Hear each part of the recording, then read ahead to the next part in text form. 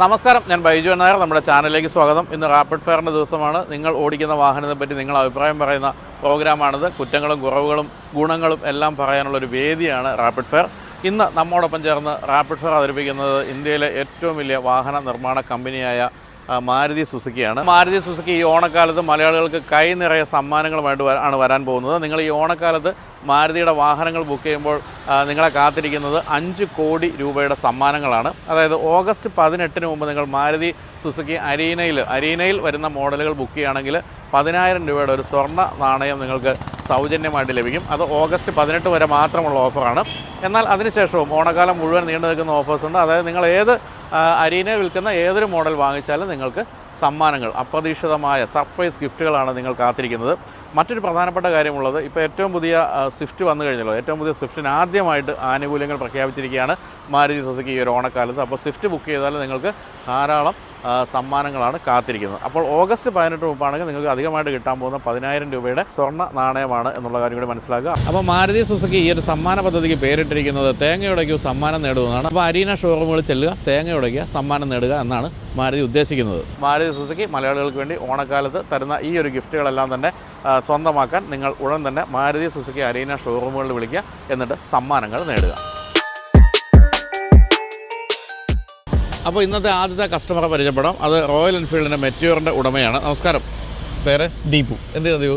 ഞാൻ എയർപോർട്ടിലാണ് വർക്ക് ചെയ്യുന്നത്. നമ്മുടെ കൊച്ചി എയർപോർട്ടിൽ. അതെ അതെ. ഏതിലാണ്? ഫ്ലൈ ദുബായിയുടെ എയർപോർട്ട് മാനേജർ. ശരി. ഫ്ലൈ ദുബായിയുടെ എയർപോർട്ട് മാനേജറാണ്. ഫ്ലൈ ദുബായിലൊക്കെ പോകുന്ന ഈ മുഖം അവിടെ കാണുന്നുണ്ടാവും. നിങ്ങൾ വളരെ ഫ്രീക്വൻ്റ് ആയിട്ട് ഇപ്പോൾ ദുബായിൽ നിന്ന് ധാരാളം ഫ്ലൈറ്റ്സ് ഉണ്ടല്ലേ? ദുബായിൽ നിന്ന് ഒരു 120 ഡെസ്റ്റിനേഷൻസ് ഉണ്ട്. 120 ഡെസ്റ്റിനേഷൻ ഉണ്ട്. ശരി. എമിറേറ്റ്സും കൂടെ ചേർത്താണെങ്കിൽ 156 ഉണ്ട്. ശരി. എനിക്ക് തോന്നുന്നു വളരെ പുതിയ ഫ്ലൈറ്റ്സ് ആണ് അല്ലേ? എയർക്രാഫ്റ്റ് എല്ലാം പുതിയതാണ്. ഈ പറഞ്ഞ നമ്മളൊക്കെ പല അസർബൈജാനൊക്കെ പോലുള്ള സ്ഥലങ്ങളിലേക്കൊക്കെ യാത്ര ചെയ്ത് ഫ്ലൈ ദുബായിലാണ്. അപ്പോൾ എന്തായാലും ഇനിയിപ്പം എയർപോർട്ടിലും വിളിക്കാം കേട്ടോ. അപ്പം മെറ്റ്യൂറാണോ മെയിൻ വാഹനമായിട്ട് ഇപ്പോൾ ഉപയോഗിച്ചുകൊണ്ടിരിക്കുന്നത്? അല്ല, മെറ്റ്യൂർ ഞാൻ ടൂറിങ്ങിനാണ് ഉപയോഗിക്കുന്നത്. ഞാൻ കാറാണ് യൂസ് ചെയ്യുന്നത്. അത് ക്രെട്ടയുണ്ട്, പിന്നെ ചെറിയ യൂസിന് ഒരു വെസ്പ ഉണ്ട്. ഇത് ടൂറിംഗ് പർപ്പസ്. ടൂറിംഗ് എന്ന് വെച്ചാൽ എവിടെയൊക്കെയാണ് സാധാരണ? അങ്ങനെയല്ല, ഞങ്ങൾക്കൊരു ഗ്രൂപ്പുണ്ട്. ഇപ്പം കൊച്ചിയിലാണെങ്കിൽ സൂപ്പർ മെറ്റിയർ ഓണേഴ്സ് കൊച്ചിൻ എന്ന് പറഞ്ഞാൽ സ്മോക്ക് എന്ന് പറഞ്ഞാൽ ഞങ്ങൾ തന്നെ പേരിട്ടൊരു ഗ്രൂപ്പുണ്ട്. ഞങ്ങൾ മന്ത്ലി അല്ലെങ്കിൽ ബ്രേക്ക്ഫാസ്റ്റ് റൈഡ് ചെയ്യും, അല്ലെങ്കിൽ പുറത്തൊക്കെ പോകും. ഇപ്പം ലാസ്റ്റ് മന്ത് പോണ്ടിച്ചേരി പോയിട്ട് വന്നു. ഇനി ഈ 15ന് ഒരു ഹോളിഡേ ഉണ്ടല്ലോ, 15, 16, 17, 18 ഞങ്ങൾ ഇവിടുന്ന് എയർകാർഡ് പോയിട്ട് എയർകാർഡ് ടു ഹൊഗനക്കൽ, പിന്നെ കൊല്ലി ഹിൽസ് തിരിച്ചു വരും സൺഡേ. ശരി. അത്ര ദൂരം പോകുന്നുണ്ട്. ശരി. അപ്പോൾ ഈ വണ്ടി എടുത്തത് തന്നെ അങ്ങനെ ഒരു ആവശ്യത്തിനാണോ? ആണോ? അപ്പോൾ എന്തുകൊണ്ടാണ് അങ്ങനെ ഒരു ആവശ്യത്തിന് ഇത് തന്നെ സെലക്ട് ചെയ്തത്? കാരണം ഇപ്പോൾ വേണമെങ്കിൽ CB 350 ഒക്കെ പോകാൻ. ഇല്ല, എൻ്റെ കയ്യിൽ ആദ്യം 2003 തണ്ടർബേർഡ് ഉണ്ടായിരുന്നു, 2009 ഉണ്ടായിരുന്നു, 2011 ഉണ്ടായിരുന്നു. അപ്പോൾ തണ്ടർബേർഡിൻ്റെ ആ സമയത്ത് നമ്മൾ ആ വണ്ടീനെ ഇതുപോലത്തെ ഷേപ്പ് ആക്കാൻ വേണ്ടി ശ്രമിക്കുമായിരുന്നു. പക്ഷെ ഇത് വന്നപ്പം നമ്മുടെ മനസ്സിലുള്ള അതേ ഷേപ്പിലും അതേ കംഫർട്ടിലും കാലെല്ലാം ഫ്രണ്ടിൽ വെച്ചിട്ട്, കാരണം ഫാറ്റ് ബോയ് ഒക്കെ ഉണ്ട്. ഫാറ്റ് ബോയ് ഒക്കെ നല്ല എക്സ്പെൻസീവ് ആണ്. എക്സ്പെൻസീവ് അല്ല പ്രശ്നം, നമ്മൾ ഓൺ ചെയ്താലും നമ്മൾ ഇതുപോലെ ട്രിപ്പൊക്കെ പോകുമ്പോൾ നമുക്ക് സപ്പോർട്ട് കിട്ടത്തില്ല. ഇപ്പോൾ റോയൽ എൻഫീൽഡ്, ഇപ്പോൾ ഇതിന് മുന്നേ ഞാൻ ഉപയോഗിച്ചിരുന്ന മോജോയാണ്. മോജോ നല്ല വണ്ടിയാണ്. ഞാൻ 2 പ്രാവശ്യം ഗോവയിലൊക്കെ ഒറ്റയ്ക്ക് പോയിട്ട് വന്നിട്ടുണ്ട്. പക്ഷെ അതിലെ പ്രശ്നം വഴിക്കിഷ്ട എന്തെങ്കിലും പറ്റിക്കഴിഞ്ഞാൽ ആർക്കും ഒന്നും അറിയില്ല. ഇപ്പോൾ റോയൽ എൻഫീൽഡ് ആകുമ്പോൾ ആ സപ്പോർട്ട് കിട്ടും. അപ്പോൾ അതുകൊണ്ടാണ് റോയൽ എൻഫീൽഡിലോട്ട് ഇത്. അതുമില്ല, ട്വിൻ സിലിണ്ടർ വേണമെന്നുണ്ടായിരുന്നു. അതുകൊണ്ട് ഇത്. എത്ര രൂപയായി വാങ്ങിച്ചപ്പോൾ? ഇത് എനിക്ക് ക്രാഷ് കാർഡും എല്ലാം കൂടെ ചേർത്തിട്ട് 5,06,000 എങ്ങാണ്ടായി. കാരണം ഇത് ക്രൂയിസ് മോഡൽ, ടൂററാണ്. ഇതിൽ ഈ ഇവിടെ ഇല്ലേ ഒരു ടെയിൽ ബോൺ വരുന്നുണ്ട്. ആ സീറ്റ് ഞാൻ നോക്കി, പിന്നെ ബാക്കിലുള്ളവർക്കും സപ്പോർട്ടുണ്ട്. ഈ ടെയിൽ ബോൺ നല്ല സപ്പോർട്ടാണ്. ലോങ് റൈഡിന് നമുക്കൊരു പ്രശ്നമില്ല. ഈ ടെയിൽ ബോൺ വന്നിട്ട് നമുക്ക് ഇവിടെ ഒരു സപ്പോർട്ട് കിട്ടും. അപ്പോൾ അതുകൊണ്ട് ആണ് ഈ ടൂറർ ഞാൻ സെലക്ട് ചെയ്യാൻ കാരണം. മറ്റേത് ഒരു 460 ഒക്കെ ആകത്തുള്ളൂ, നോർമൽ വണ്ടി, സ്പ്ലിറ്റ് സീറ്റ് ഒക്കെ ഉള്ളത്. എക്സ്ട്രാ അങ്ങനെയൊന്നും ചെയ്തിട്ടില്ല. ഈ ഒരു ബോക്സ് മാത്രമേ ഉള്ളൂ, വേറെ ഒന്നും ചെയ്തിട്ടില്ല. ബാക്കി ക്രാഷ് കാർഡൊക്കെ കമ്പനിയുടെ വരുന്നത് തന്നെ. ഇതൊരു ഹെൽമെറ്റും എല്ലാം സൂക്ഷിക്കാൻ വേണ്ടിയിട്ട് അതെപ്പോഴും കാലിയൊക്കെ ഇട്ടേക്കുന്നത്. കാരണം ജാക്കറ്റൊക്കെ ഒന്ന് ഒഴി വെച്ചിട്ട് എവിടെയെങ്കിലും പോകണമെങ്കിൽ, അല്ലാതെ ബാഗ് കൊണ്ടുപോകും. എത്ര കാലം ഇപ്പോൾ എടുത്തിട്ട്? ഇത് മെയിൽ എടുത്തതാണ്, ലാസ്റ്റ് മെയ് 2003 മെയ്. അപ്പോൾ അതിനുശേഷം ഏറ്റവും കൂടുതൽ ദൂരം പോയത് എവിടെ ആയിരിക്കും? ഞാനിപ്പോൾ പോണ്ടി പോയി, ബാംഗ്ലൂർ പോയി, ഇനിയിപ്പോൾ ഗോവ പോകുന്നുണ്ട് നവംബറിൽ. അങ്ങനെ അതിലൊരു പ്ലസും മൈനസും പറയാമോ? ലോങ് റൈഡ്, ലോങ്ങിന് ശരിക്കും ലോങ് റോഡാണ്, ഓഫ് റോഡ് അല്ല വണ്ടി. സസ്പെൻഷൻ സ്റ്റിഫാണ്, കാരണം ക്രൂയിസ് ആയതുകൊണ്ട് റോഡ് ആയതുകൊണ്ട് സ്റ്റിഫാണ്. പ്ലസ് ആയിട്ട് പറയുകയാണെങ്കിൽ ഭയങ്കര കംഫർട്ടാണ്, ബാക്ക് പെയിനോ ഒന്നും ഉണ്ടാവില്ല, സുഖമാണ്. പിന്നെ ഹീറ്റ് ഇഷ്യൂസ് ഉണ്ടോ? ഹീറ്റ് ഇഷ്യൂസ് ഇല്ല, കാരണം നമ്മൾ സ്പീഡിലല്ലേ പോകുന്നത്. കാരണം ഈവൻ നമ്മൾ ഷോർട്ട് സർക്യൂട്ട് പോകുമ്പോഴും അങ്ങനെ ഒരു ഹീറ്റ് ഇഷ്യൂ വരുന്നില്ല. ഒരു 650cc എഞ്ചിൻ്റെ ആ ഒരു ചൂട് വരും, അത് നമുക്ക് ഉണ്ടാവുമല്ലോ. അത്രേ ഉള്ളൂ. അതേ ഉള്ളൂ. മൈലേജ് എന്തുണ്ടാവും? മൈലേജ് 25. 25. ഈവൻ പിന്നെ നമ്മൾ അങ്ങനെ പതിയെ പോകാറില്ല, കാരണം ക്രൂസ് ആകുമ്പോഴത്തേക്കും നമ്മൾ കേരളം വിട്ട് കഴിഞ്ഞാൽ നമുക്ക് സ്പീഡ് ലിമിറ്റ് ഇല്ല. അത് കാരണം മൈലേജ് അങ്ങനെ നോക്കാറില്ല. 25 ഉണ്ടെന്നാണ് ഒരു വിശ്വാസത്തിൽ അങ്ങ് പോകും. ഇവിടെ സിറ്റിയിലായാലും കുറവായിരിക്കണമല്ലോ അപ്പോൾ. സിറ്റിയിൽ ഉപയോഗം അങ്ങനെ എടുക്കാറില്ല, കാരണം നമ്മൾ എന്തെങ്കിലും ഏർലി മോർണിംഗ് സൺഡേ വല്ലതും ബ്രേക്ക്ഫാസ്റ്റ് ആയാലോ അങ്ങനെ എന്തെങ്കിലും വല്ല ഫോർട്ട് കൊച്ചിയോ ചേറായി അങ്ങനെയൊക്കെ പോകുന്നേ ഉള്ളൂ, അല്ലാതെ സിറ്റിയിൽ എടുക്കാറില്ല. ഇപ്പോൾ ഈ റോയൽ എൻഫീൽഡിനെ സംബന്ധിച്ച് പറയുകയാണെങ്കിൽ ഇപ്പോൾ ഇതിലേക്കൊക്കെ എത്തുന്നതിന് തൊട്ട് മുമ്പുള്ള കാലം എന്ന് പറഞ്ഞാൽ കുറേ പ്രശ്നങ്ങളുള്ള വണ്ടികളൊക്കെ ഉണ്ട്. ഞാനൊക്കെ മടുത്തിട്ടാണ് തണ്ടർബേർഡൊക്കെ ഇല്ലേ, തുരുമ്പൊക്കെ എടുത്ത് നമ്മളിത് ചെയ്തിട്ട് വരുമ്പോൾ അപ്പുറത്ത് തുരുമ്പ് എടുക്കും, പിന്നെ അങ്ങനെയുള്ള പ്രശ്നം. പക്ഷേ ഇത് ടോട്ടലി ഈവൻ സ്വിച്ചോ ക്വാളിറ്റിയോ എല്ലാം ഇത് കംപ്ലൈൻറ്റ് പറയാനില്ല. ശരിക്കും കംപ്ലൈൻ്റ് എന്ന് അങ്ങനെ പറയാനാണെങ്കിൽ നമ്മൾ സ്പെയർസ് ഒക്കെ കുറച്ച് എക്സ്പെൻസീവ് ആണ്. ഫോർ എക്സാമ്പിൾ ഞാനിപ്പം 5000 കഴിഞ്ഞപ്പോൾ തന്നെ ബ്രേക്ക് ഷൂ മാറേണ്ടി വന്നു. ബ്രേക്ക് ഷൂന് 3500 ആയി. അപ്പം തണ്ടർബേർഡിൻ്റെ ഒക്കെ ആണെങ്കിൽ ഒരു 750 ആ റേഞ്ചേ ഉള്ളൂ. പക്ഷേ എന്തോ ഡിഫറൻസ് ഒക്കെ ഉണ്ടെന്ന് അവർ പറയുന്നു. അതൊക്കെ ഇത് ഷൂട്ട് ആവുള്ളൂ. കുറച്ച് പേരൊക്കെ മറ്റേ 350 വാങ്ങിയിട്ടിട്ട് അത്ര ഇത് കിട്ടുന്നില്ല. അങ്ങനെ കുറച്ച് സ്പെയർസ് എക്സ്പെൻസീവ് ഉണ്ട്, അതിൻ്റെതായ ക്വാളിറ്റി ഉണ്ട്. എനിക്ക് ആദ്യമായിട്ട് മെറ്റോർ ഓടിച്ചപ്പോൾ എനിക്ക് ഏറ്റവും ഇഷ്ടപ്പെട്ട സസ്പെൻഷൻ ആയിരുന്നു. നല്ല അല്ലേ, ഗംഭീര സസ്പെൻഷൻ ആയിരുന്നു. പക്ഷേ നമ്മൾ ഓഫ് റോഡ് ബൈക്ക് അല്ലേ ഇത്, അതുകൊണ്ട് ആ ഒരു സ്റ്റിഫ്നെസ് ഉണ്ട്. അതെ അതെ അതെ. അപ്പോൾ ഇത് ദീർഘകാലം കൊണ്ടു നടക്കാനാണ് പരിപാടി? അതോ ഞാൻ ഇനി മാറ്റുന്നില്ല എന്നുള്ളത്. കാറായാലും ബൈക്കാണെങ്കിലും ലാസ്റ്റ് ശരി, ഇനി ഇതിന് വേണ്ടിയിട്ട് കാശ് മുടക്കുന്നില്ല. സാധാരണ സർവീസിനൊക്കെ എത്ര രൂപയാവുന്നുണ്ടാവും? സാധാരണ ഒരു 2500 ഒരു 5-നകത്ത്. അത് നമ്മൾ എന്തെങ്കിലുമൊക്കെ ചേഞ്ച് ചെയ്യാനുണ്ടാവുമല്ലോ, അപ്പം അത് 5-നകത്ത് വരും. എന്തെങ്കിലും ഒരു എന്താ പറയുക, മെച്ചപ്പെടുത്താൻ വേണ്ടി എന്തെങ്കിലും ഒരു നിർദ്ദേശം റോയൽ എൻഫീൽഡ് കൊടുക്കാറുണ്ട്? എന്തെങ്കിലും ഒരു കാര്യത്തിൽ ഒരു നിർദ്ദേശം? ശരിക്കും ഇതൊരു കംപ്ലീറ്റ് പാക്കേജാണ്, 100% സാറ്റിസ്ഫൈഡ് ആണ്. പിന്നെ ചിലർക്കെല്ലാം ചില ഇഷ്യൂസൊക്കെ വരുന്നുണ്ട്, മീറ്റർ തെറ്റായിട്ട് കാണിക്കുന്നുണ്ട്, അത് കാണിക്കുന്നുണ്ട്. അത് ആ ഒരു മാനുഫാക്ചറിങ്ങിൽ വരുന്ന ഒരു റെയർ കേസാണ്. എനിക്കിതുവരെ ടച്ച് ഒന്നും പറ്റിയിട്ടില്ല. Everything is fine. നാവിഗേഷൻ ഒക്കെ ഉപയോഗിക്കാറുണ്ട് ഇതിൽ? നാവിഗേഷൻ ഉപയോഗിക്കാറുണ്ട്, കണക്റ്റഡ് ആണ്. പിന്നെ നമ്മൾ വേറൊരു സാധനം കൂടെ കണക്ട് ചെയ്തിട്ടുണ്ട്, അതിൻ്റെ പേര് ഞാൻ മറന്നുപോയി. അപ്പം നമുക്ക് ആപ്പിൽ എല്ലാം കിട്ടും. ഇവരുടെ ഒരു ആപ്പ് അതിനകത്തുണ്ട്, നമ്മൾ അത് എക്സ്ട്രാ ഫിറ്റ് ചെയ്തതാണ്. പക്ഷെ പുതിയ വണ്ടിയിൽ അത് വരുന്നുണ്ട്, ബിൽറ്റ് ഇൻ വരുന്നുണ്ട്. അതിൻ്റെ പേര് ഞാൻ മറന്നുപോയി. ഒരു 6000 സംതിങ് ആയി ഒരു സാധനം. അത് നമുക്ക് എത്ര മൈലേജ്, എത്ര ഓടും, എത്ര ഫ്യൂലുണ്ട് എല്ലാം കാണിക്കും ആപ്പിൽ. അപ്പോൾ ആപ്പിളുണ്ട് വിങ്മാൻ എന്ന് പറഞ്ഞൊരു സാധനമുണ്ട്. ആ വിങ്മാൻ്റെ ആപ്പ് മൊബൈലിൽ തന്നെ കിട്ടും. ബാക്കിൽ ആളെ ഇരുന്ന് ദീർഘദൂരം പോയിട്ടുണ്ടോ? അത് ഒറ്റയ്ക്കാണോ അധികം പോയിരിക്കുന്നത്? ബാക്കിൽ ആളെ ഇരുന്ന് ദീർഘദൂരമല്ല, ഒരു ഇവിടുന്ന് വാൽപ്പാറയൊക്കെ പോയിട്ടുണ്ട്. എൻ്റെ ഫ്ലാറ്റിലൊരു കൊലീഗ് വന്നിട്ടുണ്ട്, പുള്ളിക്ക് കംഫർട്ടബിൾ ആയിരുന്നു, ചാരിയിരിക്കാം അങ്ങനെ. ക്രെറ്റ എങ്ങനെയുണ്ട്? ക്രെറ്റ നല്ല വണ്ടി. ഏത് വേരിയൻ്റ് അതിൻ്റെ? ഓട്ടോമാറ്റിക് ആണോ? എൻ്റെ ഡീസൽ മാനുവൽ ടോപ്പ് ആൻഡ് ആണോ? ഹാപ്പിയാണ്? ഹാപ്പിയാണ്. വെസ്പയുടെ കാര്യത്തില്ല, വെസ്പ ഇപ്പോൾ ഡീലർഷിപ്പ് ഒക്കെ പൂട്ടിപ്പോയാൽ? വെസ്പ ആക്ച്വലി ഞാനൊരു സെക്കൻഡ് ഹാൻഡ് എടുത്തതാണ്. എൻ്റെ ഒരു അച്ഛൻ്റെ ഒരു ആക്റ്റീവ് ആയിരുന്നു. കാരണം ഞാൻ ട്രിവാൻഡ്രമൊക്കെ പോകുന്ന നേരത്ത് റെയിൽവേ സ്റ്റേഷനിൽ വെച്ചിട്ട് പോകാൻ വേണ്ട വണ്ടിയാണ്. പിന്നെ ഒരു വെസ്പ ഇടയ്ക്ക് എൻ്റെ 2013 ഉണ്ടായിരുന്നു. പിന്നെ അതങ്ങ് ഇതുപോലെ ഡീലർഷിപ്പ് പൂട്ടിയപ്പോൾ ഞാൻ ക്ലോസ് ചെയ്തു. പിന്നെ ഇപ്പോൾ ഒരു വെസ്പ ഒരു ഓറഞ്ച് ക്ലാസിക്കാണ് ഉള്ളത്. അത് ഒരു കുഴപ്പമില്ല, നല്ല മൈലേജ് ഉണ്ട്, നല്ല സ്മൂത്താണ്. ഇടയ്ക്ക് ഒന്ന് അച്ഛനടുത്ത് ഓടിച്ചിട്ട് നല്ല സ്മൂത്താന്നൊക്കെ പറഞ്ഞു. അപ്പോൾ സർവീസ് ഇപ്പോൾ എവിടെ ചെയ്യുന്നതിൻ്റെ? സർവീസ് എനിക്ക് അവിടെ നിന്ന്, ഞാൻ ആലുവയിലാണ് താമസിക്കുന്നത്, ദേശത്താണ്. ഞാൻ ഇവിടെ നിന്ന് ചെറായിയുടെ അടുത്ത് കൊണ്ടുപോകണം. നമ്മുടെ പറവൂർ കഴിഞ്ഞിട്ടാണ് ഒരു സർവീസ് സെൻ്റർ ഉള്ളത്. ഇവർക്കുണ്ട് ഓതറൈസ് സർവീസ് സെൻ്റർ ഇപ്പം കൊച്ചിയിൽ അതേ ഉള്ളൂ. അവിടെ കൊണ്ടുപോയി വെച്ചിരിക്കുന്നുണ്ട്. നല്ലതാണ്. അതിനും അത് എക്സ്പെൻസീവ് ആകുന്നുണ്ടോ സർവീസ്?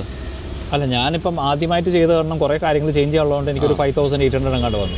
അല്ലെങ്കിൽ കുഴപ്പമില്ല, വല്ലപ്പോഴും ചെയ്താൽ മതിയല്ലോ, നമുക്ക് വർഷത്തിലൊരിക്കൽ അങ്ങനെയല്ല.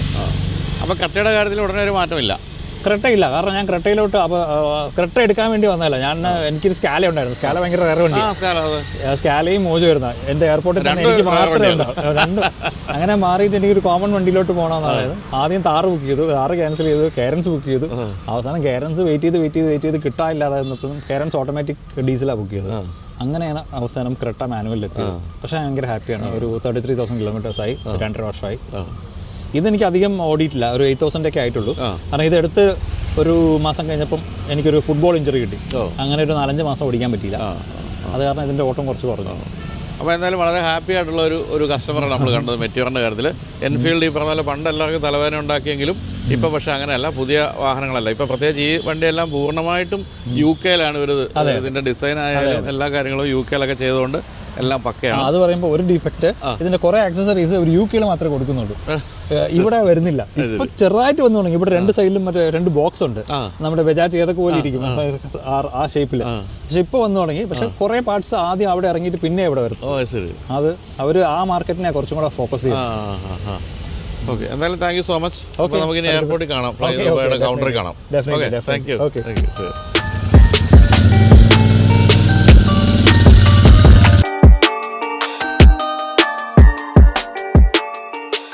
അപ്പോൾ ഇനി നമ്മൾ പരിചയപ്പെടുന്ന ഒരു എർട്ടിക ഓണറിനെയാണ്. നമസ്കാരം. നമസ്കാരം. പേര്? സന്ദീപ്. എന്ത് ചെയ്തു സന്ദീപ്? ഞാനിവിടെ കൊച്ചി ഷിപ്പ്യാർഡിൽ വർക്ക് ചെയ്യും. ഷിപ്പ്യാർഡില്ല. ശരി. എവിടെയാണ് നാട്? മേലുകാവ് ഇരാറ്റുപേട്ടയ്ക്കടുത്താണ്. നമ്മുടെ മറ്റേ ബാർബർ ബാലന്റെ സ്ഥലം അല്ലേ? ബാലന്റെ സിനിമയിൽ നിങ്ങളൊക്കെ കേട്ടിട്ടുണ്ടോ മേലുകാവ് എന്ന് പറയുന്നത്? മേലുകാവ് തന്നെയാണോ ഷൂട്ട് ചെയ്തത് ആ സിനിമ? മേലുകാവിന് തൊട്ടടുത്താണ് കുറച്ച് ഭാഗങ്ങൾ, കുറച്ച് മുട്ടം റൈഫിൾ ക്ലബ്ബിൽ. ശരി ശരി. എത്ര കാലം ഇപ്പോൾ ഇവിടെ? ഞാനിവിടെ 14 വർഷമായിട്ട് വർക്ക് ചെയ്യുന്നു ഷിപ്പ്യാർഡിൽ. ശരി. അപ്പോൾ സ്ഥിരമായി ഓഫീസിൽ പോകുന്ന വണ്ടി ഇത് തന്നെയാണ്? അല്ല, ഞാൻ സ്ഥിരമായിട്ട് ബസ്സിന് തന്നെ വരുന്നത്. വീക്കെൻഡിൽ മാത്രമാണ് ശരിക്കും ഉപയോഗിക്കാറുള്ളത്. ഷിപ്പ്യാർഡിൽ ഇഷ്ടംപോലെ പാർക്കിംഗ് സ്ഥലമുണ്ടോ? അത്യാവശ്യത്തിന് ഉണ്ട്. പ്രശ്നമില്ല. എത്ര കാലം ഇപ്പോൾ ഇതെടുത്തിട്ട്? ഇതിപ്പോൾ എടുത്തിട്ട് 9 വർഷം കഴിയുന്നു. 9 വർഷം കഴിഞ്ഞു. എന്തുകൊണ്ടാണ് ഈ 7 സീറ്റർ എടുത്തത്? കാരണം വീട്ടിൽ അതുപോലെ അംഗസംഖ്യ ഉണ്ടോ? 7 സീറ്റർ എടുത്തതിൻ്റെ കാര്യമുണ്ട്. വീട്ടിൽ അന്ന് അച്ഛനും അമ്മയും ഉണ്ടായിരുന്നു, അനിയത്തിയുടെ ഫാമിലി ഉണ്ടായിരുന്നു, എൻ്റെ ഫാമിലി ഉണ്ട്. അങ്ങനെ അപ്പോൾ എല്ലാവർക്കും കൂടെ പോകാൻ വേണ്ടിയിട്ട് എടുത്തതാണ്. പക്ഷേ എല്ലാവരും കൂടെ ഒരുമിച്ച് യാത്ര ചെയ്യുന്നത് വളരെ കുറവാണ്. അങ്ങനെ എടുത്തതാണ്. ശരി. അപ്പോൾ അന്ന് ഈ പറഞ്ഞ മറ്റ് ചില വാഹനങ്ങളും ഉള്ള ഒരു കാലമാണ്. എന്നിട്ട് എർട്ടിക എന്തുകൊണ്ടാണ് സെലക്ട് ചെയ്തത്? അന്ന് ഞങ്ങൾ ഓൾറെഡി ഒരു മാരുതി ഉപയോഗിച്ചിട്ടുണ്ടായിരുന്നു. പിന്നെ കുറച്ചുകൂടി എക്കണോമിക്കലായിട്ടുള്ളത് മാരുതി തന്നെയാണ്. പിന്നെ മാരുതിയുടെ ഡീസലാണ്. അത്ര നാൾ ഞങ്ങൾ പെട്രോൾ ഉപയോഗിച്ചിട്ടുണ്ടായിരുന്നത്. അതുകൊണ്ടൊരു ചേഞ്ച് വരാമെന്നുള്ള രീതിയിൽ ഞങ്ങൾ എടുത്തെന്ന് മാത്രമേ ഉള്ളൂ. അത് മോശമായി പോയില്ലെന്നാണ് തോന്നുന്നത്. മോശമായി പോയിട്ടില്ല. തീർച്ചയായിട്ടും ആ ഒരു മൾട്ടിജെറ്റ് എഞ്ചിൻ ഡീസൽ ഗംഭീര മൈലേജും നല്ല പെർഫോമൻസും ഒക്കെ തരുന്നതാണല്ലോ.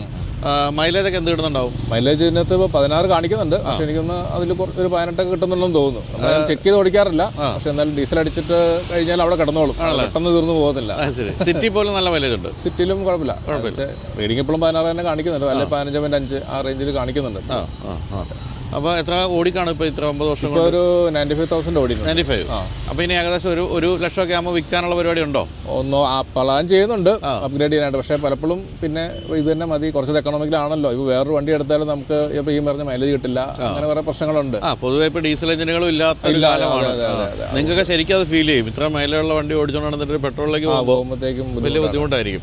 എങ്കിലും മാറുകയാണെങ്കിൽ എന്താണെന്ന് വല്ലതും മനസ്സിൽ കണ്ടോ? ഇനിയിപ്പോൾ അപ്ഗ്രേഡ് ചെയ്യാൻ ടൊയോട്ട ഏതെങ്കിലും വണ്ടിയിലേക്ക് പോയാൽ കൊള്ളാമെന്നുണ്ട്. മഹേന്ദ്രയും ഉണ്ട്. ഉടനെ ഉണ്ടാവില്ല എന്നാലും. പിന്നെ നമ്മളെപ്പോഴും ആലോചിക്കും, നമ്മളൊരു പുതിയ വണ്ടി എടുക്കുമ്പോൾ ഒരു 20 ലക്ഷം 25 ലക്ഷം കൊടുക്കുമ്പോൾ അതിൻ്റെ EMI, പിന്നെ അതിന് മെയിൻ്റനൻസ് ഒക്കെ ആലോചിക്കുമ്പോൾ നമ്മൾ വീണ്ടും പഴയത് തന്നെ പോരെ എന്നൊരു. ഈ 9 വർഷത്തിൽ 95,000 കിലോമീറ്റർ ഓടിയപ്പോൾ ഇതിന് എന്തെങ്കിലും മേജർ സർവീസ് വേണ്ടി വന്നോ? ഇല്ല, മേജറൊന്നും ചെയ്തിട്ടില്ല. ഒരു പ്രാവശ്യം ക്ലച്ച് മാറിയിട്ടുണ്ട്, ഒരു 27,000 ക്ലച്ച് മാറിയിട്ടുണ്ട്. ബാക്കി അല്ലാതെ മേജറൊന്നും, ചെറിയ സസ്പെൻഷൻ്റെ 1-2 സാധനങ്ങൾ മാറി. 27,000 ക്ലച്ച് മാറി? അന്ന് എന്തോ ചെറിയ പ്രശ്നം ഉണ്ടായിരുന്നു, അങ്ങനെ ഒന്ന് ക്ലച്ച് മാറിയിട്ടുണ്ട്. വേറെ അതിനുശേഷം ഇതുവരെ വേറെ പ്രശ്നമൊന്നും ഉണ്ടായിട്ടില്ല. എന്തോ വരുന്നുണ്ടാവും സർവീസ് കോസ്റ്റ് സാധാരണ സർവീസിനൊക്കെ? ഒരു 6,000-7,000, ലെസ് ദാൻ 10,000 അതിനുള്ളിൽ തന്നെ നിൽക്കുമല്ല. എന്താണ് ഈ വണ്ടിയുടെ ഏറ്റവും ഇഷ്ടപ്പെട്ട ഒരു ഫീച്ചർ? എന്താ ഏറ്റവും ഇഷ്ടപ്പെട്ടത്? മൈലേജ് തന്നെയാണ്. പിന്നെ കംഫർട്ട് വലിയ കുഴപ്പമില്ല. പിന്നെ കംഫർട്ട് എന്ന് വെച്ചാൽ ഒരു 50% നമ്മൾ ഓടിക്കുന്ന റോഡിൻ്റെ പോലെ ഇരിക്കും. റോഡ് നല്ലതാണെങ്കിൽ കംഫർട്ടും വലിയ കുഴപ്പമുണ്ടാവില്ല. അതാണ്. പിന്നെ മൈലേജ്, പിന്നെ നമുക്കധികം കാശ് മുടക്കില്ലാണ്ട് നമുക്ക് പോവാം. ഇപ്പോൾ 7 പേരെ കൊണ്ടുപോകാം. മെയിൻലി ഇതിപ്പോൾ ഓൾറെഡി 2 ഹൗസ് ഷിഫ്റ്റിങ്ങിന് ഈ വണ്ടി ഉപയോഗിച്ചിട്ടുണ്ട്. എന്ന് വെച്ചാൽ കട്ടിലും മേശയൊന്നും ഇല്ലാതെ എല്ലാ സാധനങ്ങളും ഇതിനകത്ത് തന്നെ കൊണ്ടുപോകാൻ പറ്റും. അങ്ങനെ കുറേ കൺവീനിയൻസ് ഉണ്ട്. സ്ഥലം ഇഷ്ടം പോലെ ഉള്ളതുകൊണ്ട് 2 പേര് ഇരിക്കുകയാണെങ്കിൽ ബാക്കിൽ ഫുള്ള് നമുക്ക് സാധനങ്ങൾ വെക്കാനും ഉപയോഗിക്കാം. ഈ തേർഡ് റോ സീറ്റിൽ ഇരിക്കുന്നവരുടെ കംഫർട്ട് എങ്ങനെയുണ്ട്? നല്ലൊരു കുഴപ്പമില്ല. എന്ന് വെച്ചാൽ ലോങ് ഞങ്ങൾ വയനാടൊക്കെ പോയിട്ടുണ്ട്, ആ പ്രശ്നമൊന്നുമില്ല. വലിയ എന്ന് വെച്ചാൽ കണ്ടിന്യൂസ് ഇരിക്കാൻ പറ്റില്ലായിരിക്കും, പക്ഷേ ഇടയ്ക്കൊക്കെ ഇറങ്ങുന്നതുകൊണ്ട് വലിയ റിലാക്സ് ഇല്ല. പിന്നെ ആൾക്കാർ മാറി ഇരിക്കും അങ്ങനെ. എന്നാലും പിന്നെ സെൻറ്ററോ നമുക്ക് അങ്ങോട്ടും കൂടെ അഡ്ജസ്റ്റ് ചെയ്യാൻ പറ്റും. അപ്പോൾ അതുകൊണ്ടും കൂടെ കുറച്ച്, പിന്നെ ഡ്രൈവർ ആണെങ്കിലും കുറച്ച് കയറ്റിയിട്ടാൽ അങ്ങനെ എല്ലാവർക്കും കൂടെ അഡ്ജസ്റ്റ് ചെയ്ത് പോവാം, വലിയ ബുദ്ധിമുട്ടില്ലാതെ പോകാൻ പറ്റും. ഈ മാരുതിയുടെ വണ്ടികളിലെ ചില എന്താ പറയുക സേഫ്റ്റി ഇഷ്യൂസ് എന്നൊക്കെ പലരും ഇങ്ങനെ പരാതിയൊക്കെ പറയുന്നത്, അങ്ങനെ എന്തെങ്കിലും ഫീൽ ചെയ്തിട്ടുണ്ടോ? സേഫ്റ്റി എന്ന് വെച്ചാൽ ബോഡി ക്വാളിറ്റി അത്ര പോരാ. അത് പിന്നെ ലോ കോസ്റ്റ് ആകുമ്പോഴത്തേക്കും ബോഡി ക്വാളിറ്റി അങ്ങനെ ഉണ്ടാവുള്ളൂ. ചെറിയ തട്ട് കിട്ടിയാൽ തന്നെ, അല്ലെങ്കിൽ ചെറിയ ഞെക്കിയാൽ തന്നെ അത് വളയുന്നൊരു ഇതുണ്ട്.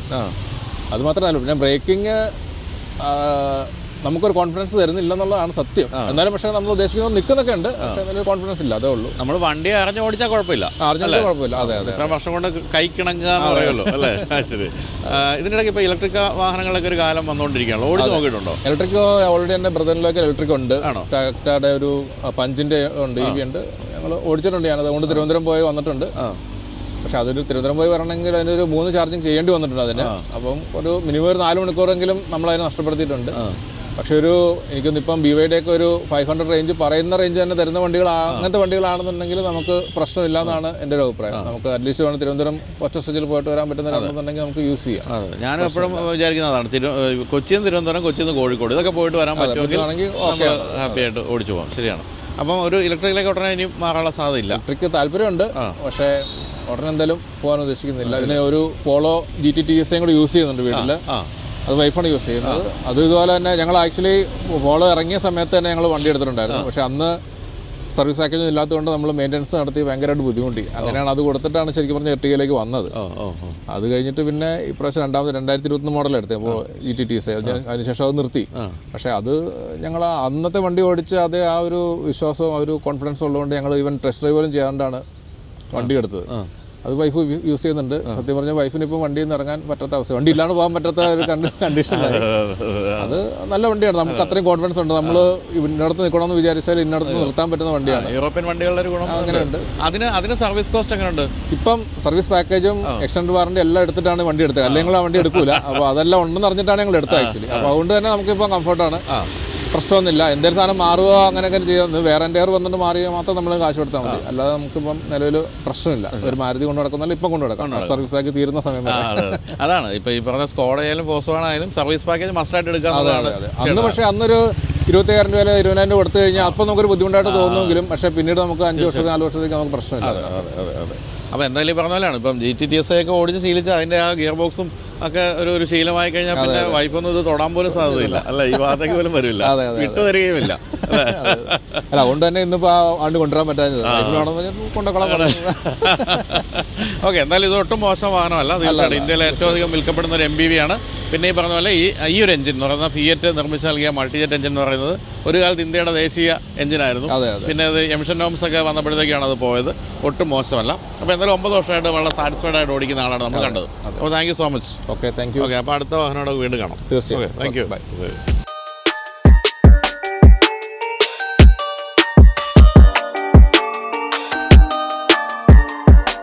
ഇപ്പോൾ ഇന്ത്യയിലെ ഏറ്റവും അധികം വിൽക്കപ്പെടുന്ന EVയുടെ മുന്നിലാണ് നമ്മൾ നിൽക്കുന്നത്. അതിൻ്റെ ഓണറിനെ പരിചയപ്പെടാം. നെക്സോൺ EVയുടെ ഓണർ. നമസ്കാരം. നമസ്കാരം. പേര്? ആന്റൺ ഐസക്. ആന്റൺ ഐസക്. ഓക്കെ, അപ്പോൾ ഇതിൽ നിറച്ച് ഈ സെർവീറ്റോ എന്നുള്ള ബാഡ്ജിങ്, അതുപോലെ തന്നെ ഷർട്ടിലൊരു ഓർബിസ് ലൈഫ്സ്, എന്തൊക്കെയാണ് ഈ സംഭവങ്ങൾ? ഇത് ഒരു സ്റ്റാർട്ടപ്പ് കമ്പനിയാണ്. അപ്പം നിങ്ങൾ ലാബ് സിസ്റ്റം ഒക്കെ ലബോറട്ടറി സിസ്റ്റം, മൊബൈൽ ക്ലിനിക്ക്, അതുപോലെ തന്നെ ഹോം കെയർ സർവീസ്, ഇതെല്ലാം കൂടെ ക്ലബ് ചെയ്തുകൊണ്ട് മൊബൈൽ ആപ്ലിക്കേഷൻ ഉണ്ട്. ഇതെല്ലാം ക്ലബ് ചെയ്തുകൊണ്ടുള്ളൊരു ഇപ്പോൾ നമ്മൾ ഒരു ഉദാഹരണം പറഞ്ഞാൽ നമ്മൾ ലാബ് ടെസ്റ്റിന് വീടുകളിൽ പോയി ഞങ്ങളുടെ വീട്ടിൽ വന്ന് ബ്ലഡ് കളക്ഷൻ ഉണ്ട്, ഹോം കളക്ഷൻ ഇപ്പോൾ എല്ലായിടത്തും. അപ്പം ഞങ്ങൾ ചെയ്യുന്നത് വെച്ചാൽ ഞങ്ങളുടെ വണ്ടി തന്നെ ലാബാണ്. ഓർബിസ് ലൈഫ്സിൻ്റെ വണ്ടികൾ ലാബാണ്.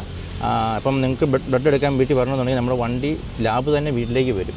അവിടെ വെച്ച് ബ്ലഡ് എടുത്ത് അവിടെ വെച്ച് ടെസ്റ്റ് ചെയ്ത് അവിടെ വെച്ച് റിസൾട്ട് ചെയ്ത് ആ കൂടെ തന്നെ ഡോക്ടർ ഉണ്ടാകും, മെഡിസിൻ കിട്ടും. അങ്ങനെ കംപ്ലീറ്റ് ഒരു ക്ലിനിക് സെറ്റപ്പാണ് ഞങ്ങളുടെ വണ്ടി എന്ന് പറയുന്നത്. തുടങ്ങി. അപ്പോൾ ഇന്ത്യയിലെ ആദ്യത്തെ മൊബൈൽ വെർച്വൽ ക്ലിനിക്കാണ് ഓർബിസ് ലൈഫ്. കേന്ദ്ര ഗവൺമെൻറ്റിൻ്റെ അവാർഡ് കിട്ടിയ പ്രോജക്റ്റാണ്. അപ്പോൾ ഞങ്ങളിപ്പോൾ കേരളത്തിലെ 3 ജില്ലയിൽ പ്രവർത്തിക്കുന്നുണ്ട്. എറണാകുളം, കോട്ടയം, ഇടുക്കി, അങ്ങനെ സക്സസ്ഫുള്ളായിട്ട് ഇപ്പം പോയിക്കൊണ്ടിരിക്കുക. ശരി. അടിപൊളി. കൊള്ളാം. കാരണം നമ്മൾ ഈ വീട്ടിൽ വന്ന് ബ്ലഡൊക്കെ എടുത്ത് പോയാലും പിന്നെ അത് കിട്ടാൻ റിസൾട്ടിനൊക്കെ സമയം എടുക്കും. പക്ഷേ അന്നേരം എത്രത്തോളം സ്ഥലങ്ങൾ എത്താൻ പറ്റും ഇങ്ങനെ ഓരോ സ്ഥലത്തും ചെന്ന് നമ്മളിങ്ങനെ? ഞങ്ങൾ ചെയ്യുന്നത് ഇപ്പം നമ്മളിപ്പം ഒരു മൊബൈൽ ആപ്ലിക്കേഷൻ ഡെവലപ്പ് ചെയ്തിട്ടുണ്ട്. അപ്പോൾ ഇപ്പം ഞങ്ങൾ വർക്ക് ചെയ്യുന്നത് 3 ജില്ലയിലേ ഉള്ളൂ. അപ്പോൾ ഞങ്ങൾ ഓരോ ജില്ലയിൽ 2 വണ്ടി വീതിട്ടാണ് ഇപ്പോൾ ചെയ്തുകൊണ്ടിരിക്കുന്നത്. അപ്പം ഇപ്പം നമ്മൾ വിളിക്കുമ്പം ഇപ്പം ഞങ്ങളുടെ സേവനം ഇപ്പം തൊടുപുഴ, പാല, കളമശ്ശേരി, നമ്മുടെ എറണാകുളം MG റോഡ് ഇങ്ങനെയുള്ള സ്ഥലത്തൊക്കെയാണ് നമ്മുടെ സർവീസ് ഇപ്പോൾ അവൈലബിൾ ആയിട്ടുള്ളത്. ഞങ്ങൾ ഫർദർ എക്സ്റ്റെൻഡ് ചെയ്യാൻ വേണ്ടി പ്ലാൻ ചെയ്തുകൊണ്ടിരിക്കുകയാണ്. അപ്പോൾ അതിൻ്റെ കാര്യങ്ങൾ നടത്തുന്നത് തീർച്ചയായിട്ടും നല്ല ഒരു വിജയമാകാൻ സാധ്യതയുണ്ട്. അപ്പോൾ എല്ലാവരും നോക്കി വെച്ചു ഇതിൻ്റെ പേരൊക്കെ കേട്ടോ. നിങ്ങൾക്ക് വീട്ടിൽ വന്നിട്ട് കാര്യങ്ങളെല്ലാം ചെയ്തു തരും. ഓക്കെ, നമുക്കിനി ഈ വാഹനത്തിലേക്ക് വരാം. എന്തുകൊണ്ട് നെക്സോൺ EV? ഇപ്പം എന്നെ സംബന്ധിച്ച് എനിക്ക് ഡെയിലി ഒരു 250 കിലോമീറ്ററോളം യാത്രയുണ്ട്. എനിക്ക് പല ബ്രാഞ്ചുകളുണ്ട്. അപ്പോൾ പല സ്ഥലത്ത് ഓടിയെത്തണം, പല ഓഫീസുണ്ട്. അപ്പം ഞാൻ വേറൊരു വണ്ടി യൂസ് ചെയ്യുന്നുണ്ട്, നെക്സോൺ പെട്രോൾ വണ്ടിക്കുണ്ട്. നെക്സോൺ പെട്രോളും ഉണ്ട്? അത് ശരി. 2 വണ്ടിയുണ്ട്. അപ്പം അതിന് FM പെട്രോളായിരുന്നു. അപ്പോൾ എല്ലാ ദിവസവും എൻ്റെ വീട് പാലായിലാണ്. അപ്പോൾ എൻ്റെ ഓഫീസ് എറണാകുളമാണ്. അപ്പോൾ പാലായിൽ നിന്ന് നെക്സോൺ പെട്രോളിൽ ഓടിച്ചിടം വരെ വന്ന് തിരിച്ച് പോകാമെന്ന് പറഞ്ഞാൽ ഇത്തിരി ബുദ്ധിമുട്ടാണ്. അപ്പോൾ അങ്ങനെ ഒരു 2 ഒരേ സമയത്ത് എടുത്തതാണ്. നെക്സോൺ പെട്രോളിൻ്റെ നമ്പർ 4747 ആണ്. നെക്സോൺ EVയുടേത് 4646. അത് നിലനിർത്തിയിട്ടുണ്ടോ? വിട്ടിട്ടില്ല? രണ്ടും ഉണ്ട്. 2 വണ്ടിയുണ്ട്. അപ്പോൾ ഇതിനിടയ്ക്ക് എന്തെങ്കിലും പ്രശ്നം വന്നാൽ അതെടുക്കും. ശരി. അതിനെന്ത് പ്രശ്നം വന്നുകൊണ്ടിരിക്കുന്നത്? നോർമൽ കേസിൽ വരാനുള്ള ഇതിനിടയ്ക്ക് ചാർജിങ്ങിൽ ഇഷ്യൂ വരാറുണ്ട്. പിന്നെ ചാർജിങ് ഇഷ്യൂ എന്ന് വെച്ചാൽ എന്താണ്? കാരണം വെച്ചാൽ ഇപ്പോൾ ഈ EVകൾ എടുക്കാൻ എല്ലാവരും താല്പര്യപ്പെട്ട് നിൽക്കുമ്പോൾ എന്തൊക്കെയാണ് ഇതിൻ്റെ ഇഷ്യൂസ്, ഗുണങ്ങൾ നമുക്കൊന്ന് പറഞ്ഞു കൊടുക്കാം. ഞാനിപ്പോൾ വണ്ടി എടുത്ത് 2 വർഷമായി. 2 വർഷം കൊണ്ട് ഏകദേശം 90,000 കിലോമീറ്റർ വണ്ടി ഓടി. അത് ശരി. അപ്പം നല്ലപോലെ ജേർണി ഉണ്ട്. അപ്പം ഒരു ഇഷ്യൂ എന്ന് പറഞ്ഞാൽ ഞാനിപ്പോൾ എന്നെ സംബന്ധിച്ച് ഞാൻ കാൽക്കുലേറ്റ് ചെയ്താൽ ഓർക്കുന്നത്. ഞാൻ രാവിലെ വീട്ടിൽ നിന്ന് ഇറങ്ങി എറണാകുളം വന്ന് തിരിച്ച് ചെല്ലുമ്പോഴത്തേനും ചാർജ് ചെയ്ത് തരും. ഒരു ഇഷ്യൂ.